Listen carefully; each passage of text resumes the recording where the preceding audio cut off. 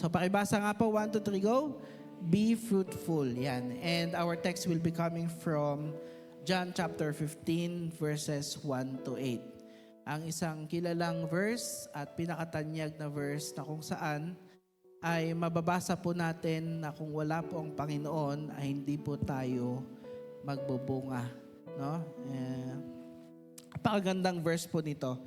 You know, last week po I spoke to a couple. May kausap po akong kapatiran po natin and they will go to the province. Pupunta po sila ng probinsya and by God's grace, sila po ay magpapatanim ng mga kakao. Yun po ang kanilang long-term business na nakikita na magpapatanim po sila ng 500 seedlings ng kakao. Sino po mahilig sa tsokolate dito? Yan. So sila po ay umuwi po ng province para magpatanim po ng seedlings ng kakao. And sabi ko nga po, this will be a long-term investment kasi po it will take 3 to 5 years bago po mag-mature ang isang puno ng kakao. Sino na ho nakakain ng kakao dito? Yung prutas ha, 'di ba? Parang santol siya. Pag kulay dilaw na, parang masarap na siyang dilaw ba? O tama, dilaw, masarap na siyang kainin na parang santol. And yung kanya pong buto ay binibilad, pinapatuyo at yun po yung ginagawa pong tsokolate na alam po natin. And just recently, nakikita ko po sa aking newsfeed, ang Department of Agriculture po ay nag-spend ng 93 million pesos budget para po sa research and development ng isa pong produkto po ng Pilipinas na unti-unti na pong nakilala globally. No? Sino po ang mahilig sa matcha? Matcha, yung kulay green. So, ang matcha po ay pinapalitan na po or meron na pong katunggali, should I say, na meron po ang Pilipinas which is yung ube. Yan, kung kayo po ay mahilig sa ube, ang ube po ngayon ay tumataas po ang demand globally. No? Marahil talagang nakita nila, napakasarap naman kasi talaga ng ube. And the Department of Agriculture, nagbigay po sila ng budget, 93 million, para sa research and development po, hoping that someday the Philippines would be a major exporter soon. So yun po yung gusto po nila. And alam niyo po kung bakit ko po ito i-share sa inyo, is because the Department of Agriculture, they wanted to see this research and development na maging fruitful and eventually ang Pilipinas po ay maging major or number 1 exporter po ng ube sa atin. Maski po ang Department of Agriculture, they would really spend that much. Imagine niyo po, 93 million. 1 million lang, parang, di ba, parang 1 million, 2 million, 3 million, ninanais natin. Pero they are really hoping na maging productive po itong mga ito. And maski po yung ating kapatiran na umuwi po sa probinsya and they invested sa business po ng kakao. Of course, meron po silang pagdanais na someday ay magbubunga po yung kanilang itinanim. No?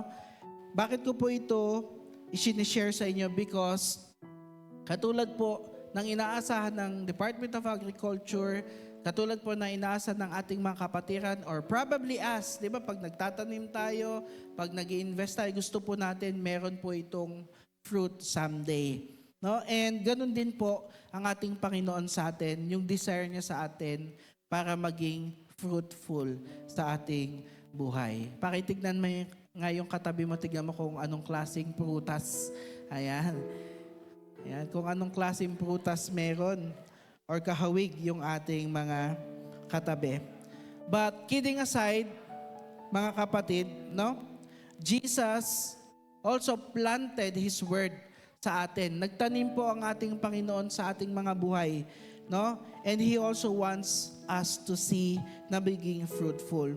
He did not pay 93 million pesos or pera, hindi po yun ang kanyang ibinayad. Ang binayad po niya ay yung kanyang buhay na ibinigay niya sa krus upang tayo po ay matubos sa bingit ng kamatayan at maalis po sa pagkakagapos sa ating mga pagkakasala.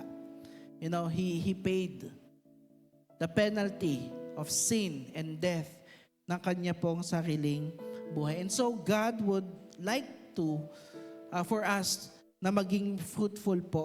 Kayo po ba, gusto po ba ninyo maging fruitful sa buhay po natin?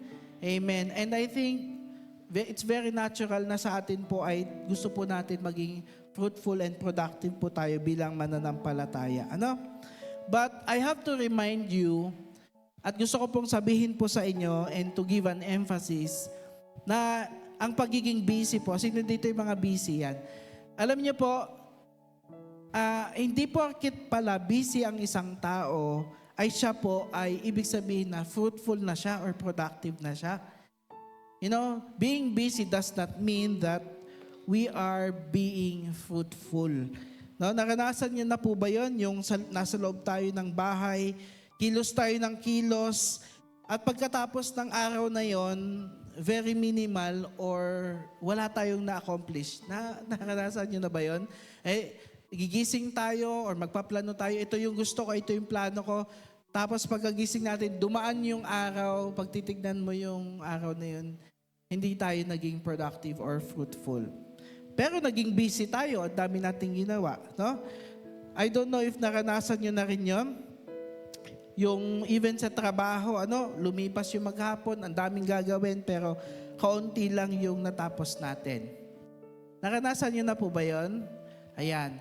So, hindi po exempted ang ministry pagdating po dyan because it is also possible na we are so very busy pero yung pagiging fruitful natin sa ating buhay ay magkaiba pala. Hindi pala tayo fruitful. Maaring busy tayo sa ating mga gawain para sa Panginoon pero yung bunga ng pananampalataya natin medyo wala. Kaya parang ganun po yung mangyayari dyan. So the question is, ano po talaga yung nagka-count? Now, what really counts? Ano ba yung fruit na hinahanap ng Diyos mula sa kanyang mga anak? Tayo po, mga kapatid, uma-attend po tayo sa church, uma-attend po tayo ng gawain, and when we do, maganda po na nakikita din yung fruit nito sa ating buhay. So, syempre, uma-attend tayo regularly, nakikita tayo ng mga tao, ng mga kamag-anak, nagpo-post tayo ng Facebook, etc. Pero ang tanong po dito, yung ginagawa po ba nating pag-attend sa mga gawain ay nagpo-produce po ba siya? Or nakikita ba yung fruit sa ating buhay? So, pwedeng, oy, Christian ako, patangin ngayon dyan! Di ba? Parang masyadong aggressive. Pero Christian tayo. So, alam niyo po, may kaakibat po yun na responsibility pag tayo po ay tagasunod po ni Kristo. Pag tayo po umattend ng faith group, Bible reading, nagba-Bible reading pa po ba tayo? Nagbabasa pa tayo ng Bible? So, pag binasa po natin yan or mattend tayo ng faith group, it's a good thing to i-assess po natin yung ating mga sarili kung mayroon bang bunga yung ginawa po natin. When we worship the Lord, pagkatapos nun, yung ginawa po natin kanina, or in our private worship with the Lord, tanong natin, Lord, may ibinunga ba? May bunga ba yon? Or doon lang sa mga moment na yon, parang feeling natin, blessed na blessed tayo, pero after how many hours or days have passed, parang wala namang bunga. So, alam niyo po, sabi po ng Panginoon, when we produce much fruit, we are His true disciples. Yung prutas po, yung bunga po natin, yun po ang magdidikta at magsasabi na tayo po ay talagang tagasunod ni Kristo. Amen po ba? So, ibig sabihin po, ang basihan po ng pagiging true disciple or tagasunod ni Kristo ay meron pong kaakibat na bunga sa ating buhay. Because anyone can declare, anyone can say that they are Christian, na tagasunod ako ni Kristo, ganito. Pero ang tanong po doon, yung bunga, makikita ba sa ating buhay? Minsan po, kahit hindi natin sabihin, pero pag nakikita yung bunga, minsan mas effective pa yun eh. Kesa yung pinapakalandakan natin na tayo tagasunod ni Kristo, pero yung bunga na nakikita sa atin, iba naman. Tama po ba? Pag kayo dumadaan at nakita nyo maraming bunga yung mangga o kaya yung kay Mito, hindi ho ba ma-amaze kayo na ito mabunga to? Ay, siguro matamis yan. No? Hitik na hitik sa bunga itong mga ito. Kahit hindi niya ipagkalandakan, oy, isa akong puno, marami akong bunga. Hindi po. Automatic po na nakikita at napapansin po ng mga tao yung bunga sa ating mga buhay. And so I would like to challenge each and everyone sa atin na tanong po natin, assess po natin yung mga sarili natin. Yun bang ginagawa ko bilang isang mananampalataya sa loob at labas ng church, in public places, in private places, ay may bunga bang nakikita sa akin? Before we proceed, mga kapatid, tayo po muna ay manalangin. Lord, we thank you, Lord, for your goodness. Salamat dahil kayo po ang Diyos na nagbigay sa amin, Lord, ng buhay. Salamat, Lord, dahil binigyan niyo po kami ng pagkakataong makilala po kayo, Panginoon, at pumasok po sa aming buhay. Thank you, Lord, that we are able to hear your word. And eventually, Lord, ito pong naririnig po namin ay magbubunga din someday in the future, Panginoon. Dalangin po namin sa aming mensahe ngayong umaga ay samahan niyo po kami, Lord. Thank you, dear Holy Spirit. Buksan niyo po ang aming mga puso. Palambutin niyo po ang aming mga puso. Para sa gayon, Lord God, ay pagtatanim ng iyong salita ay may handa po ito. At palambutin niyo po ito. Sa gayon, Lord God, ay someday makita po namin yung bunga ng mga salitang naririnig po namin. Maraming salamat po, Diyos. Sa inyo po lahat ng papurit. Pasasalamat sa pangalan ni Jesus. Lahat po'y magsabi ng Amen and Amen. Sabi po ng Panginoon, when we produce much fruit, we are His true disciples. Because at the end of our lives, sa hulihan po ng ating buhay, at the end of the day, haharap po tayong lahat sa Panginoon.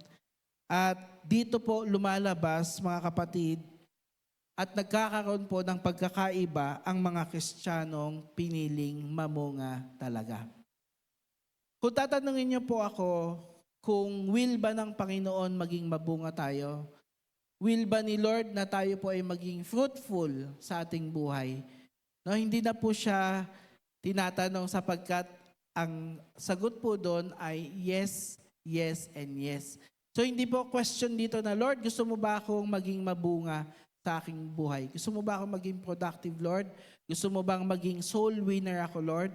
Hindi na po yung tinatanong sapagkat sinabi na po sa kanyang salita, no, na kapag tayo po ay naging mabunga, if we produce much fruit, then we are truly the disciples of Jesus. No? And makikita po natin sa dalawang klase po ng puno, no? Marahil magkaiba po sila ng, ewan ko kung namumunga ba to. Ano puno ba ito, Paul? Nakita ko lang po yan, so nilagay ko lang dyan. Pero may mga punong walang bunga.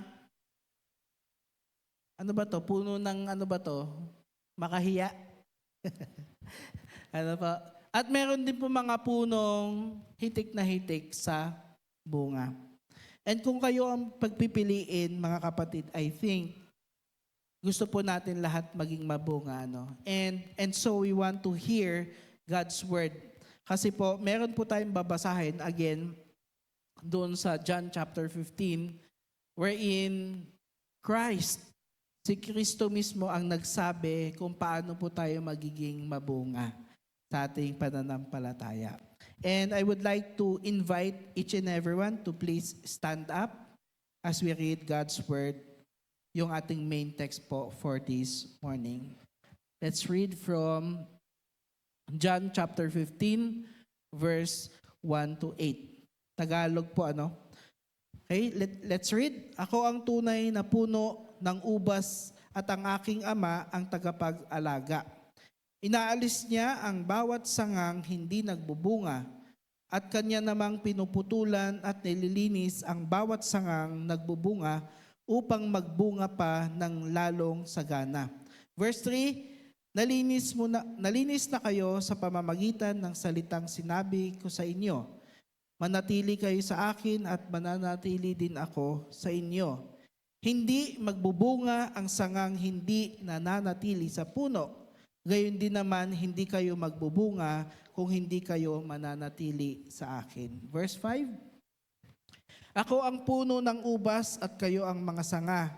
Ang nananatili sa akin at ako sa kanya ang siyang nagbubunga ng sagana. Sapagkat wala kayong magagawa kung kayo'y hiwalay sa akin. Ang hindi nananatili sa akin, gaya ng sanga ay tinatapon at natutuyo. At ganoong mga sanga ay tinatapon, inihahagis sa apoy at nasusunog. Kung nananatili kayo sa akin at nananatili sa inyo ang aking mga salita, hingin ninyo ang anumang nais ninyo at matutupad iyon para sa inyo. And last verse, paparangalan ng aking Ama kung kayo'y masaganang nagbubunga at sa gayoy kayo'y magiging mga alagad ko. Makakaupo na po tayo. Makikita po natin, it's very, very specific ang katuruan ng ating Panginoong Hesus nang sinasabi niya po na tayo po ay dapat mamunga. And very, very specific na sinabi po ng Panginoon na meron po siyang mga process at mga bagay na i-consider po natin sa ating buhay kung nais po nating maging mamunga. And meron po sinabi dyan in verse 7, hingin ninyo ang anumang nais ninyo at matutupad iyon para sa inyo. Kung nananatili kayo sa akin at nananatili sa inyo ang aking mga salita. It's one of the verses na nagsasabi na meron ba tayong nais? Di ba minsan, hingi tayo ng hingi kay Lord? Di ba? Bakit Lord parang hindi pa dumadating or nangyayari sa aking buhay? It's probably, may if statement dyan eh. Meron siyang sinasabi dyan, kung nananatili kayo sa akin, at yung aking mga salita ay nananatili sa inyo. Ang challenge dyan is hiringin ninyo ang kahit anuman at ito'y matutupad. At isa lamang po yan sa mga lesson na matututunan po natin sa ating verse, sa ating main text, at marami pa pong iba. Pero bago po tayo mag-dive dyan sa realidad na yan at sa ating pag-aaralan, gusto ko pong makita po na, gusto ko pong maitanim sa atin at ma-build up sa atin yung need, yung kinakailangan na tayo po ay baging mabunga bilang tagasunod ni Kristo. Sabi po dyan sa verse 8, sa English ko po, sabi dito, when you produce much fruit, you are my true disciples. This brings great glory to my Father. So, sabi ko nga po sa inyo, ang basihan po ng pagiging totoong disipulo ni Kristo ay yung pagiging mabunga. And we would like to have this in our lives. Kasi ayaw po natin maging Kristiyano, yes, umaattend tayo ng church, active tayo sa mga ministries, umaattend tayo ng faith group. Ayaw po nating manatiling ganon. Gusto po natin, meron pong bunga. At yung bungang yon ay makikita po ng ibang tao na nangangailangan kay Kristo. And if we have fruit in our lives, then we are able to share who God is. Kung sino ang Panginoong Hesukristo, kung ano yung kaya niyang gawin sa buhay ng iba. Ayaw po natin ng empty Christian. Pag sinabi nating empty Christian, Kristiyano lang sa title. Pero pagdating sa labas, walang distinction, walang pagkakaiba sa iba. Now, we want to have this kind of fruit that when people see it, magkakaroon sila ng hunger and thirst. Bakit ganun ka fruitful itong taong to? Gusto kong maging ganon. Gusto kong makilala kung sino yung kanyang sinusunod at sinasamba. Amen po ba doon? And so if I would ask you this question, and we assess ourselves, nakikita ba sa fruit natin kung sino si Kristo sa buhay natin? Diba po? Sa ating mga trabaho, sa ating school. Diba? Yung simpleng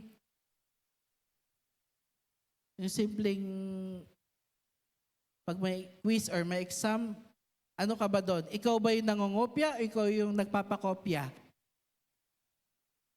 Alin doon? Wala. Kasi walang sagot. Pastor, wala akong sagot eh. Wala akong makopya, wala rin akong mapapakopya. So, alam mo yon, may various levels of tests and trials and temptations na meron tayo. Kasi ang trabaho ninyo ay hindi ko trabaho. No, I have my own work. We have our own work. At doon sa workplace na yon, kailangan makita yung pagiging Kristiyano ko. At minsan, hindi mo kailangan ipakalandakan na ikaw ay Kristiyano. Kasi sa kilos mo pa lang, sa pananalita mo pa lang, nararamdaman nila na ay iba to. Diba? Honesty policy pa lang. No? Honest, pag ikaw ay honest, maraming mga fruit na character ang makikita sa atin bilang mga Kristiyano. Amen po ba? Kaya pag natikman, say for example, kayo po ay may business na pagluluto. Pag natikman nila, bakit parang napakasarap na? Bakit parang hindi tinipid yung gata? Diba? Bakit ang premium? Diba? Mararamdaman ng mga tao yung pag-ibig ni Kristo sa atin.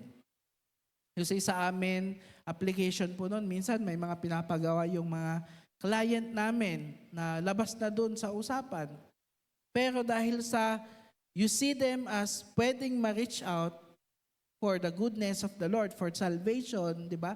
May paramdam mo yung goodness ng Panginoon sa kanila. Minsan ginagawan mo ng extra effort kahit walang bayad. Di ba?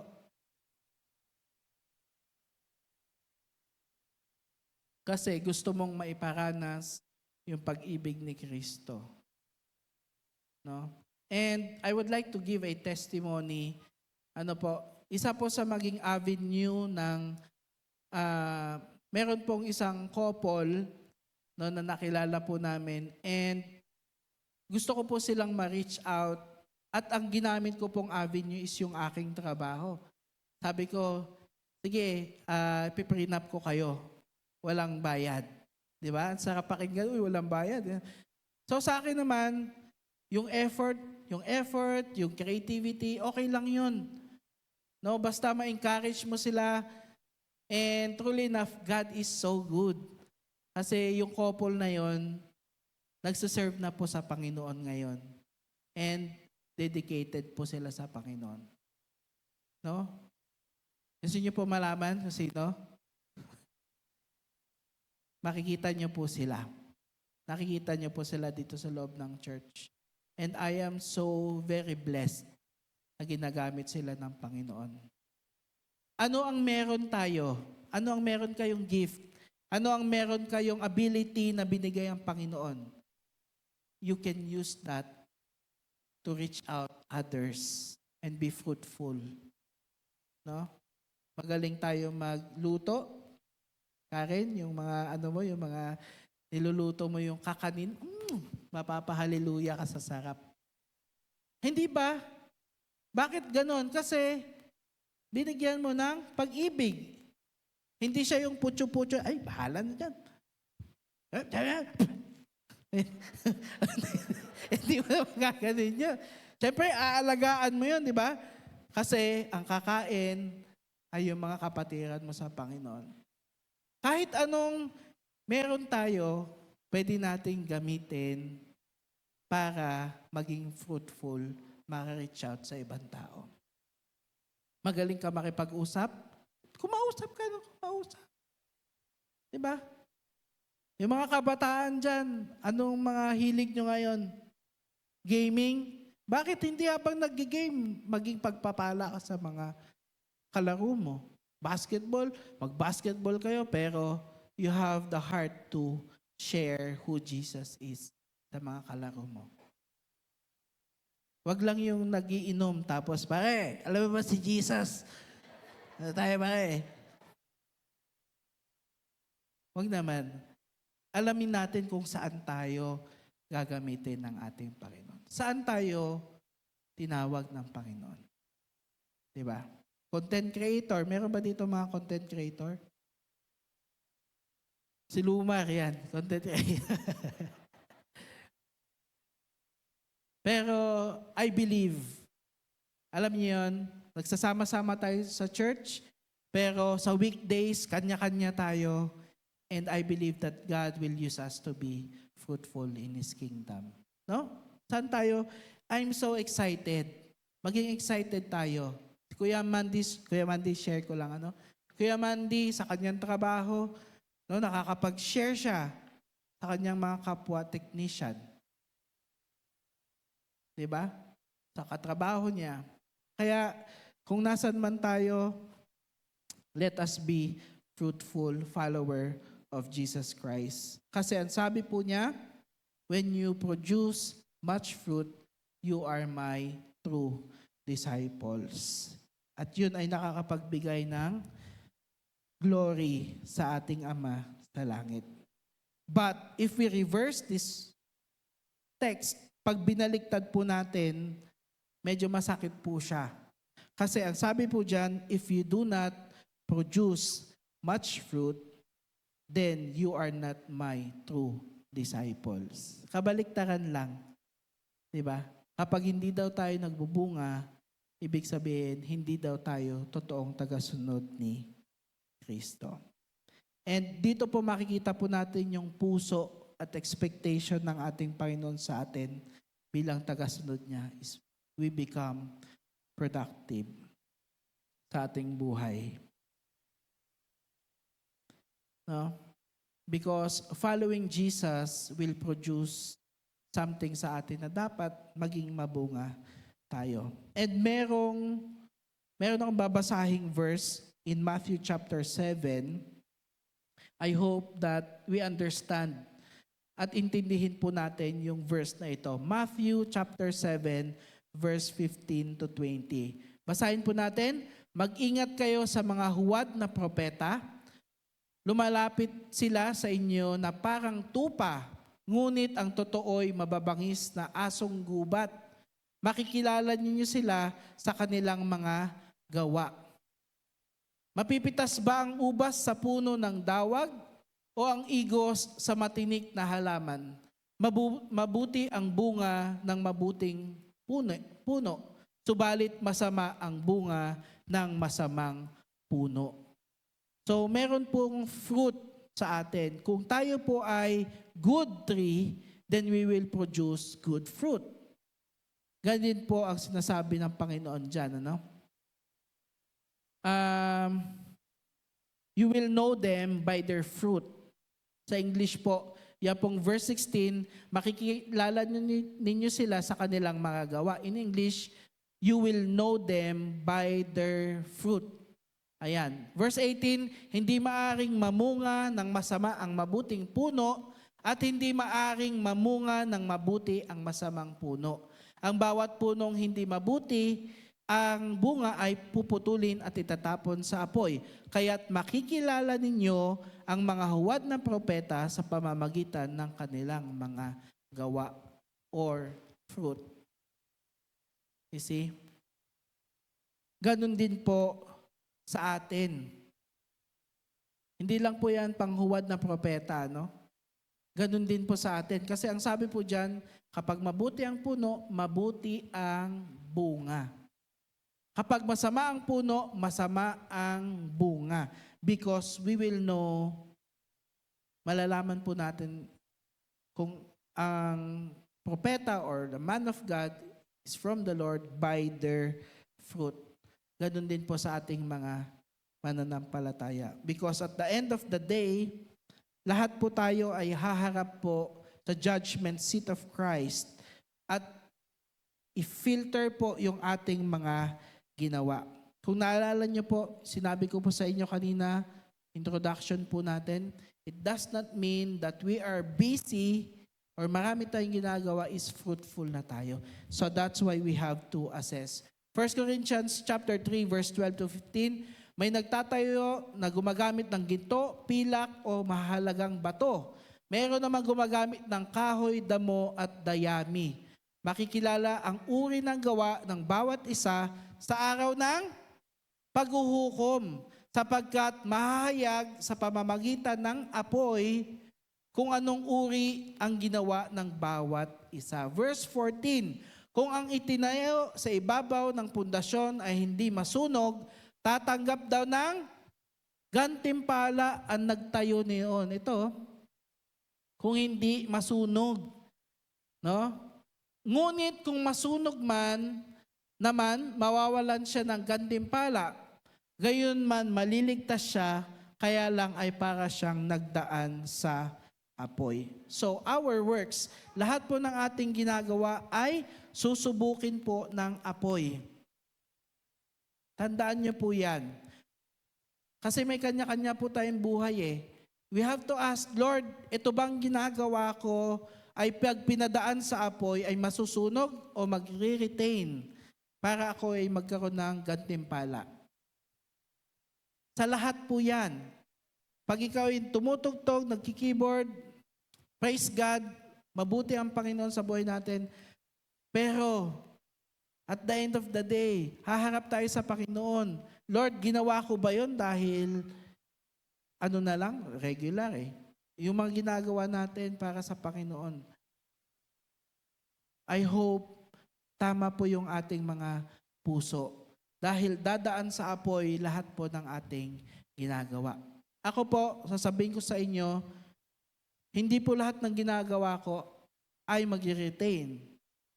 Masusunog sa apoy yung ibang mga ginagawa ko. Diba? Because I know in my heart na hindi po yun yung pinapagawa ng Panginoon sa atin. Kasi kung yan ay pinapagawa ng Panginoon at pilit mong ginagawa yung gusto mo, pag sinunog, pag tinest sa apoy yan, baka hindi lang mag-retain. Kaya kailangan natin isipin at ipanalangin at hingin sa Panginoon, Lord, ano po ba yung pinapagawa mo sa akin? Amen po ba doon? Sabi niyo dyan, kapag hindi nasunog, may gantimpala po tayo. Sa verse 15, kunit kung masunog naman, mawawalan siya ng gantimpala. Pero, maliligtas pa rin siya. Sino po dito ang gustong maligtas? Ayan. Ligtas na tayo sa pamamagitan ng dugo ni Kristo. Tama po ba? Sa pananampalataya natin sa Kanya. Ang tanong, ano yung bit-bit natin pagdating natin sa langit? Meron ba tayong dala-dala? Alam niyo po, nung ako po ay bata pa, mga grade 1 or kinder 2, mga ganon, nasunugan po yung aming kamag-anakan sa Caloocan. And pagpunta ko po doon, ang cause ng sunog ay may batang naglaro ng posporo. So nasunog, bumalik ako doon sa nasunugan na yun at talagang wipe out. No? Almost wala talagang naisalba. And I would imagine this verse na ganon. No? Sino po ang nakaranas na or may kilala na nasunugan? Yung limas talaga. As in, walang naligtas kung hindi sarili niya lang. And we don't want to enter heaven ng katulad nun. Na wala kang bit-bit, wala kang naipundar sa langit kasi yung mga ginawa natin sa mundong ito ay nasunog. Diba po? Gusto po nating pumasok sa kalangitan, mga kapatid, na meron po tayong naipundar, na meron pong kakibat na rewards. Gusto po natin pumasok sa langit na puno tayo ng gantimpala kasi yung mga gawa po natin ay kahit itest po ninyo sa apoy ay mananatili at mananatili. We have been fruitful in this earthly life. Kayo po, assess niyo po sa sarili po natin. Yung mga ginagawa po natin. Ako, inaamin ko, may mga bagay akong ginagawa na kapag pinadaan sa apoy, hindi papasok sa langit. Kaya nga nare-remind ako na, Lord, hindi pala ito, wala palang eternal value ito. Sa atin din po ganon. Ano yung mga bagay na ginagawa po natin na madadala natin or may kaakibat na reward sa langit? We have to ask these questions sa ating mga sarili. Yung mga ginagawa po natin sa trabaho, sa bahay, sa church, sa school, papasa kaya yan kapag yan ay pinadaan sa apoy ng paghuhukom? Because we all know that we are just passers-by dito sa mundo. Dadaan lang po tayo dito sa mundong ito, no? Basahin ko po sa inyo ng mabilis. Unang Pedro, chapter 2, verse 11, mga minamahal, nakikiusap ako sa inyo bilang mga dayuhan at pansamantalang naninirahan lamang sa daigdig na ito. Pakisabi po, pansamantalang naninirahan. Okay? So it is very clear that when you are a follower of Jesus, you are just temporary residing or pansamantala lang po tayong naninirahan sa mundong ito. Talikuran na ninyo ang mga pagnanasa ng laman at nakikidigma sa inyong mga sarili. No? So it is clear na aalis din po tayo sa mundong ito. Ito pong buhay na meron tayo is only the preparation sa buhay po natin sa langit.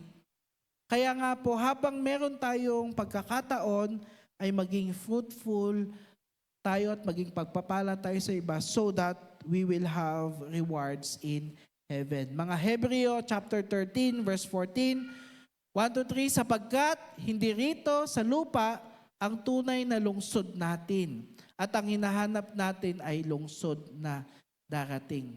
Saan po kayo nakatira? Anong city? Ngayon, Marikina. Temporary lang po yun. Kasi dadating po yung panahon, pagdating po ng kingdom ni Jesus, yun po talaga yung ating titirahan. Okay?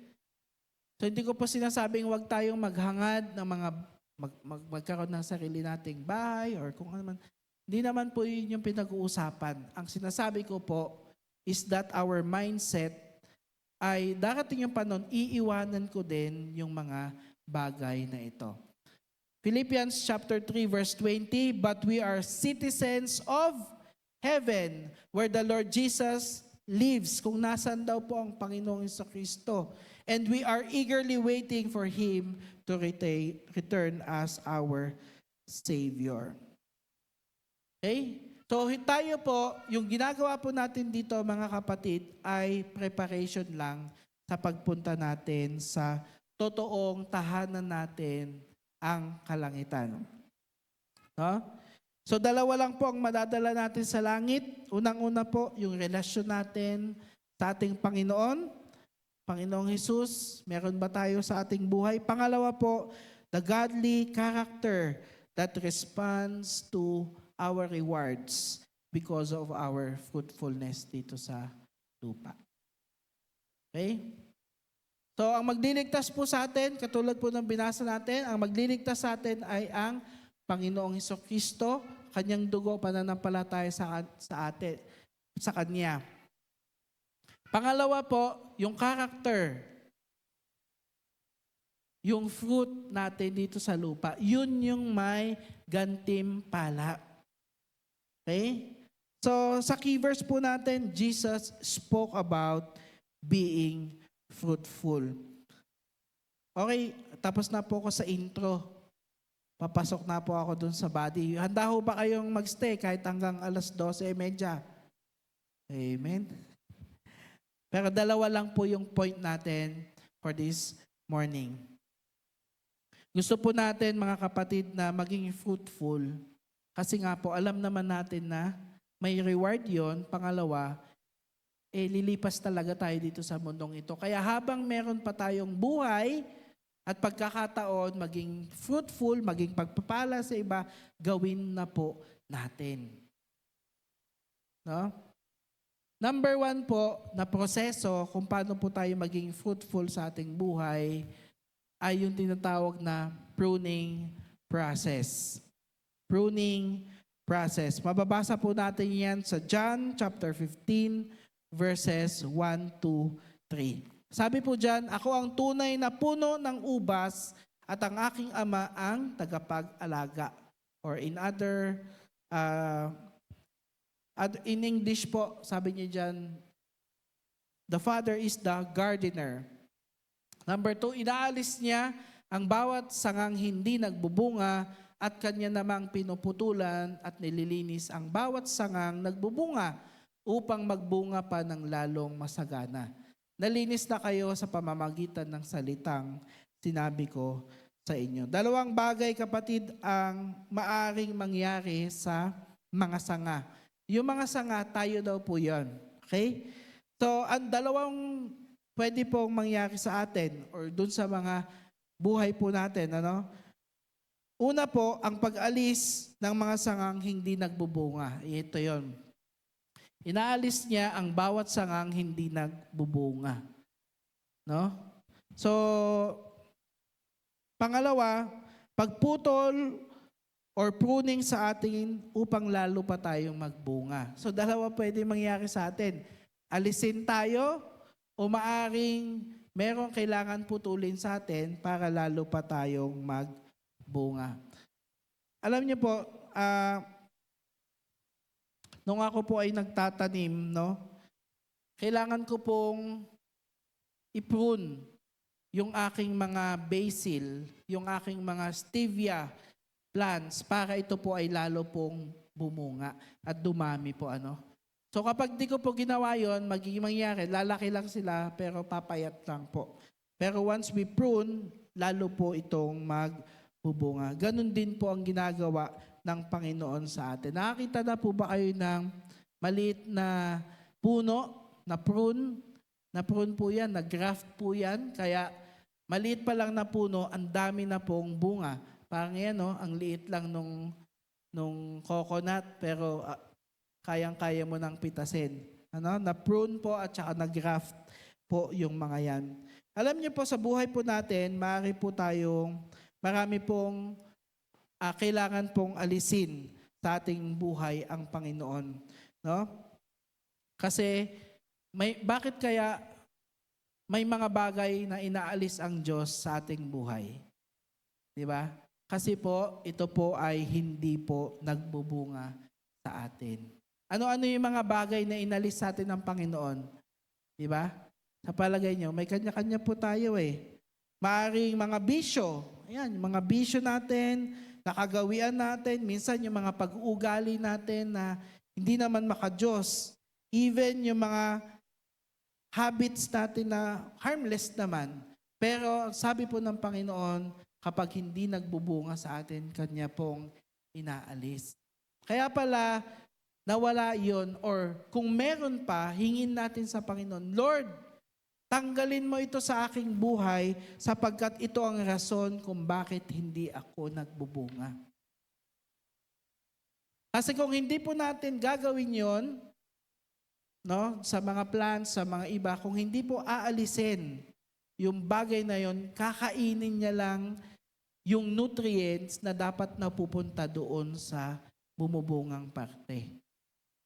Kaya pala minsan inaalis yung parte ng halaman para yung nutrients ma-focus doon sa pagbubunga. Ganon din po sa ating mga buhay.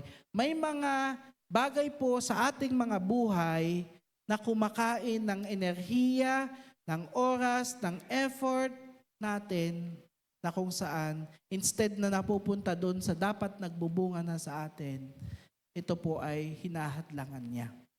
Ano kaya yon? Sagutin niyo po sa inyong mga sarili. Ano kaya yung mga bagay na humahadlang para ako ay maging mabunga? Then let us ask the Lord, Lord, tanggalin niyo po ito. Katulad po nung branch na hindi nagbubunga sa akin. No? Mga rason, ito po yung mga bagay, no? Sa ating mga kanya-kanyang buhay, meron po tayo niyan, mga rason o bagay na kailangan putulin at alisin ng Panginoon sa atin. Pag-uugali ba ito? Pagsisinungaling ba ito? Struggling ba tayo sa lying? Struggling ba tayo sa, a lot of things. Kaya pag-pray natin, Lord, gusto ko nang maputol ito sa aking buhay. Maaring last, pag nanasa, na pilit tayong hinahawakan para hindi tayo lumago. Kung hindi man sa kabilang gender tayo nagnanasa, maaring sa salapi. Yun yung parang nakikita na, Lord, pagpapalit natin si Lord sa salapi. Yun yung mga bagay na kailangan alisin ng Panginoon sa atin. Sapagkat ito yung mga bagay na magdudulot para hindi po tayo magbunga. Pangalawa po, una, pagtanggal ng mga hindi nagbubunga sa ating buhay. Pangalawa po, yung pruning na tinatawag. Ito po, ang pagkakaiba po nila, ang pruning, nagbubunga ka na. Productive ka na.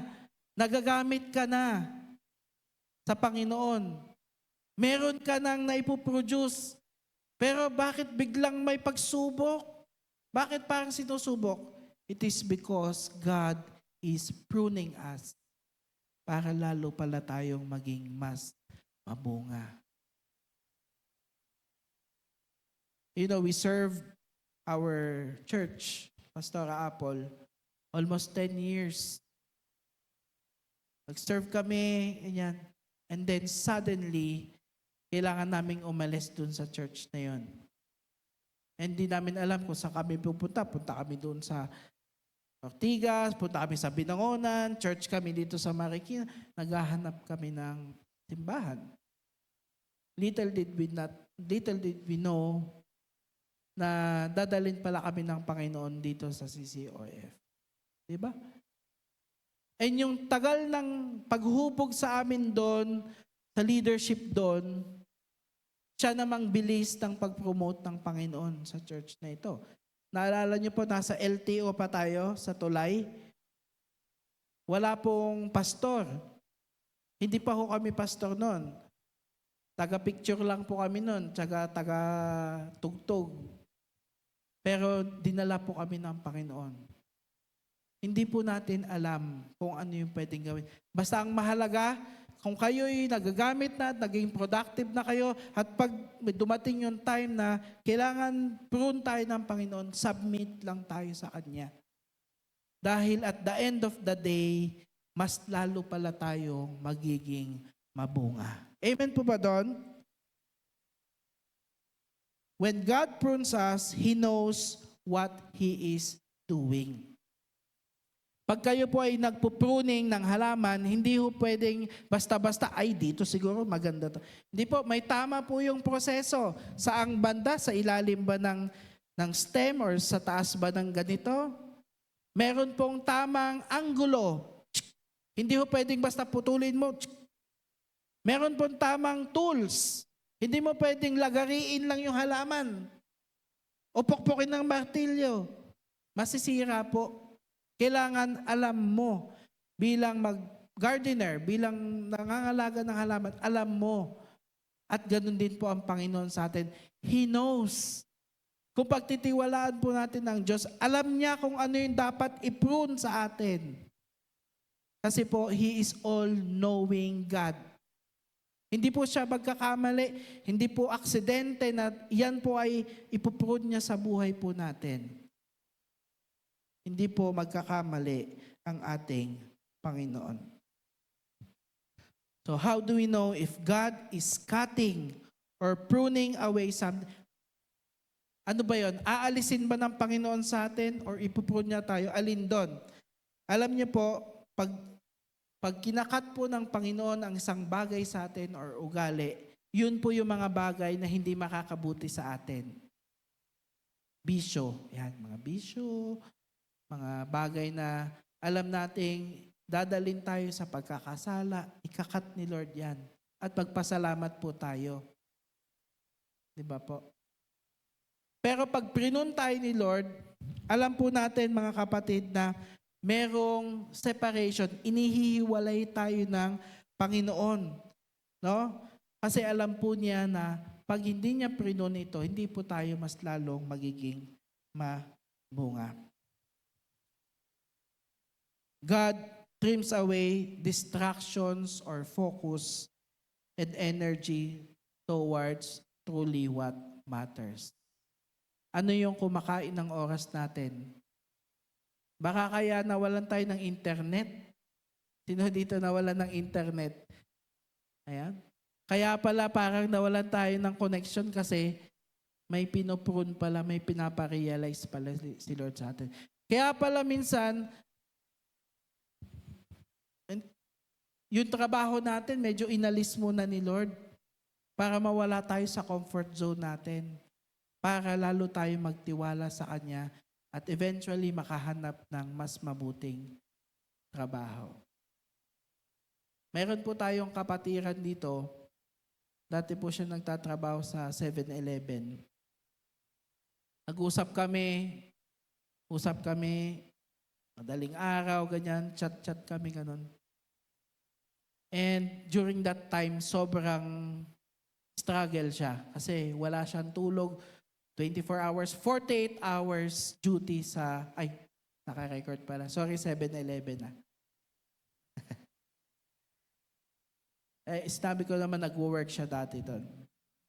But, dumating sa time na siya po ay nag-resign. God pruned something in him. Kaya ngayon, siya po ay meron na pong maayos na trabaho. No? I think managerial na po yung kanyang post or hindi ko alam yung exact. Pero there's something that happened during that time. God pruned something. Sa atin pong mga experiences bilang Lord, okay naman ako. Lord, sumusunod naman ako sa iyo Nagsiserve naman ako, Lord, pero yun pala, yung pagsubok na yun is pruning sa ating mga buhay. Ako po, na-experience ko po yan sa aming mag-asawa. Pinoprune po kami ng Panginoon. And when God prunes us, hindi po masarap sa pakiramdam. Masakit. Minsan masakit. But we have to trust the Lord. Diba? We have to trust the Lord. And the second point that I'd like to share to you, again, God will cut away or dulog natin sa Panginoon. Lord, cut mo sa akin yung mga bagay na hindi nagbubunga. Pangalawa, prune us, Lord, so that we will be fruitful in the years to come.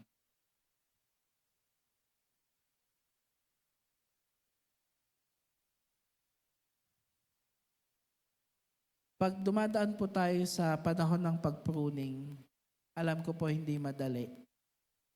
Hindi madali, hindi masarap, pero you have to trust the Lord. Sabi ko nga sa inyo, yung gardener, kailangan expert siya sa pag-prune. And God is a perfect God at hindi po siya magkakamali. Kung prinun kayo ng Panginoon, believe that God is pruning you for something better. But, second point po natin ngayong umaga is that we have to abide in Him. Pag sinabi pong abide, manatili tayo kay Kristo. Pag may pinagdadaanan po tayo, it's so easy to quit. Pero, naisip nyo na po ba, mga kapatid, Pag umalis tayo sa pananampalataya, umalis tayo sa faith natin kay Jesus, saan tayo pupunta? Naisip nyo na ba yon? Nakakatakot na tanong. Pag nag-quit ako sa aking pananampalataya, saan tayo pupunta? Alam na natin yung katotohanan. Sinabi ng Panginoon, without Him, we can do nothing. Marahil maging successful tayo sa paningin ng mundo. Pero at the end of the day, sabi ko nga, haharap tayo sa trono ng Diyos, pananagutan natin yung ating mga desisyon. Verse 4, manatili kayo sa akin at mananatili din ako sa inyo. Hindi magbubunga ang sangang hindi nananatili sa puno. Gayon din naman, hindi kayo magbubunga kung hindi kayo mananatili sa akin. May mga sanga na parang nakadikit doon sa puno, pero in reality, magwi-wither din siya. Kaya we have to make sure na tayo po ay naka-connecta kay Kristo. Kung i-imaginein ko lang, lahat tayo parang mga sanga dito di ba? Sanga, ganyan. Pero magbubunga lamang yung sanga kapag tayo ay naka-connecta sa puno, which is Jesus. Kaya it does not guarantee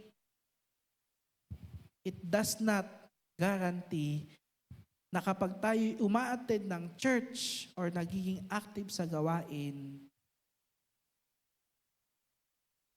ay magbubunga tayo. We have to be connected kay Jesus.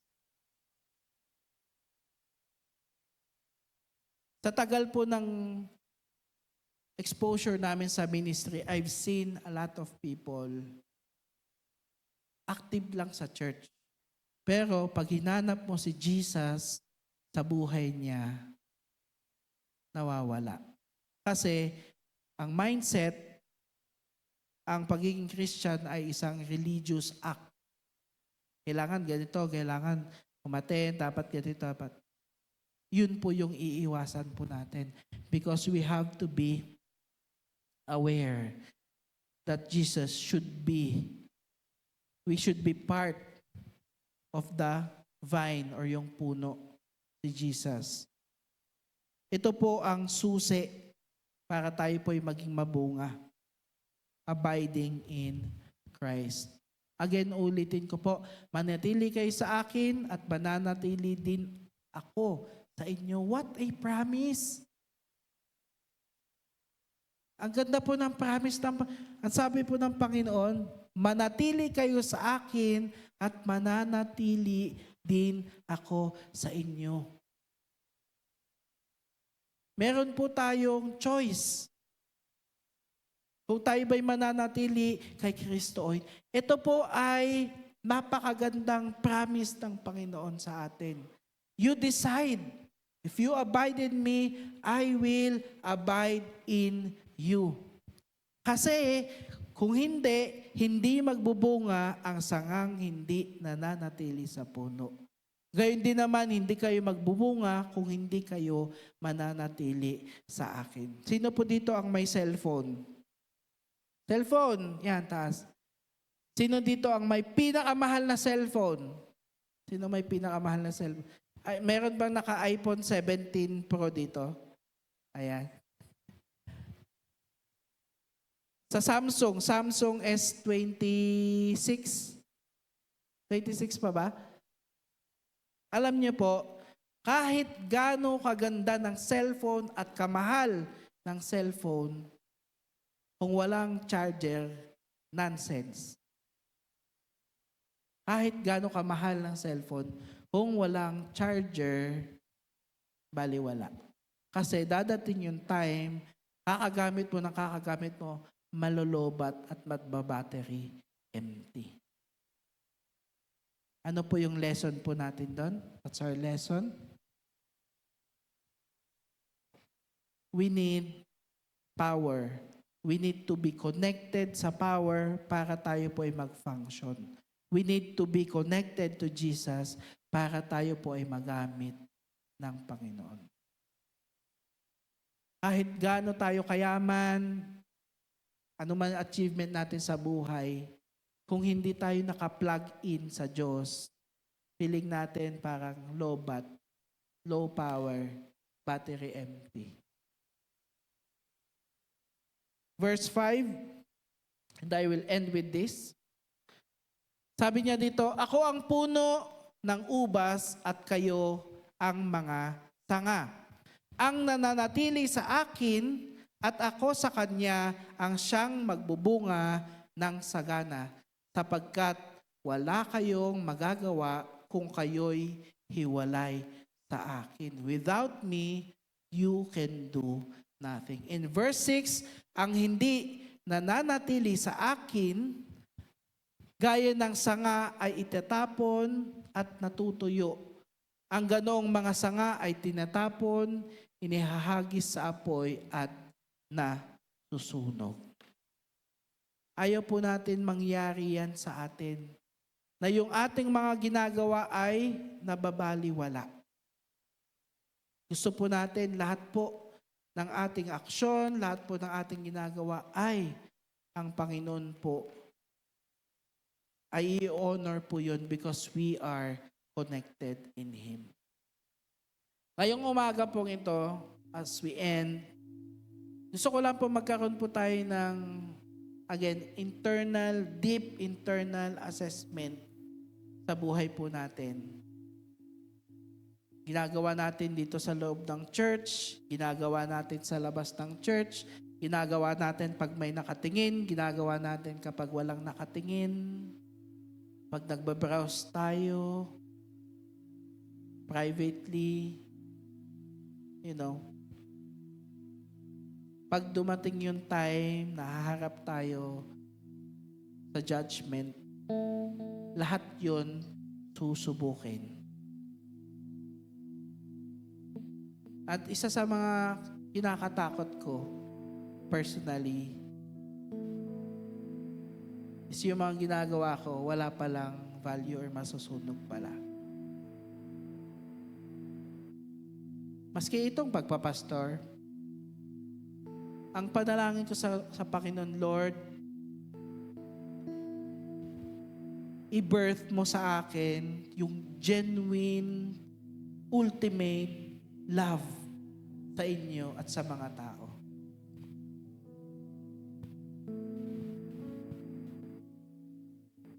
Para sa gayon, yung ginagawa ko, pag sinubok sa apoy, hindi masunog. Lord, sa trabaho namin, gusto ko, Lord, genuine, na makapag-save ng soul. Ayoko siyang gawin dahil duty or responsibility. Gusto ko genuine love from the Lord. Sa atin, assessment po ninyo, yung mga ginagawa po natin, or yung current status po natin sa ating buhay. Pagdating ng panahon, yan ba ay masusunog or madadala natin sa langit? This is a challenge sa bawat isa. Kasi hindi ko po kayo mababantayan. Saka may kanya-kanya naman tayo buhay. Let it be that the Holy Spirit would speak to us right now. Tanong po natin, Panginoon, ano ba yung mga bagay na gusto niyong alisin ko na sa buhay ko?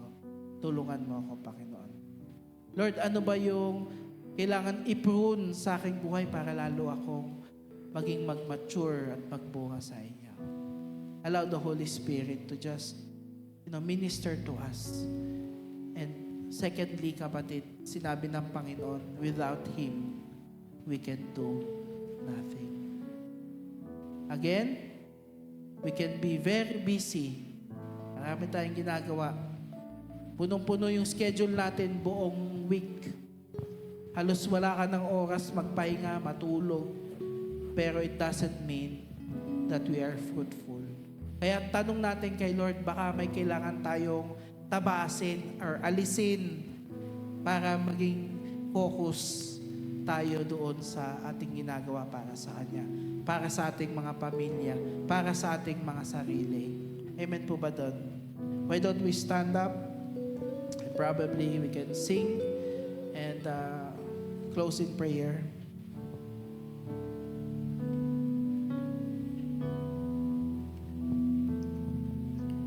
I just wanna be a place for you to dwell, a habitation here that hosts you well. I'll be the sacrifice, a living offering. So come and make your home inside of me. And Lord, your presence is all that I want. Jesus, there's nothing worth more than you. You're the reward. You are the prize.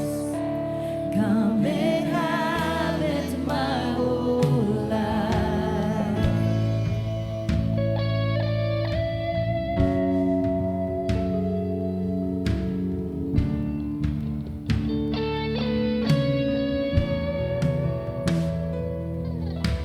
I would rather be a servant in your house than build and rule a kingdom for myself. Yes, Lord Jesus. I'll focus on my days to seek and see your face. I'll give my life if you're what I receive. Oh, I was made to burn for this one thing. And Lord, your presence is all that I want. Jesus, there's nothing worth more than you. You're the reward. You are the prize. Come and have it my whole life. And Lord, your presence is all that I want. Jesus, there's nothing worth more than you. You're the reward. You are the prize. Come and have it my whole life. And Lord, your presence is it's all that I want. Jesus, there's nothing worth more than you. You're the reward. You are the prize. Come and have it my whole life.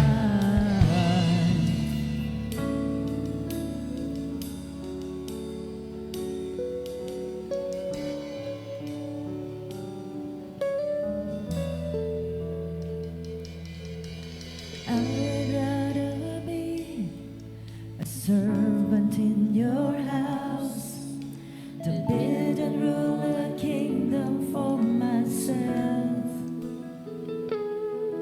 I'll focus on my days to seek and see your face.